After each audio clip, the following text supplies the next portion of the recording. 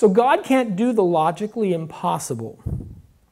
And it may be that God, for his own reasons, allows evil. Now, when Alvin Plantinga came up with the free will defense, what he said was, God wanted to create people who are truly free, who are able to respond to him in love. And in order to be able to respond to him in love, they must have the choice to do otherwise. Okay, and the book's great, but let me give you a kind of a counter. I used to have this guy. I can't find him. This is Freddie. You guys remember Freddie? Have you ever seen a Freddie? These are great. My kids, when we first moved into our house, they wanted a dog. And I'm going, I go, dog, you guys are all young. I know what's going to happen. I'm going to be in the backyard shoveling things. I'm going to be the one feeding the dog. I'm going to be the one caring for the dog. I'm going to, right? And we like to take trips, and so, you have to kennel the dog.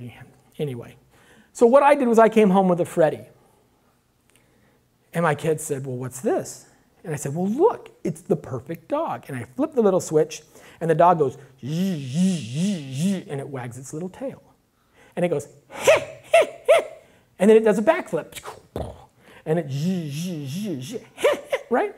And it does this. I said, look, this does everything you want a dog to do. It comes to you when you walk in the door. It wags its tail. It barks. It's excited.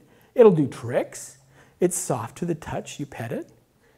And it doesn't leave little nuts and bolts, in the kitchen or in the dining room as a present for you. You don't have to pick up after that. You don't have to feed it. And when you go on a trip, you turn it off. You put it on the shelf. You go on your trip. You come back. It's the perfect dog. Does everything you want a dog to do. None of the drawbacks.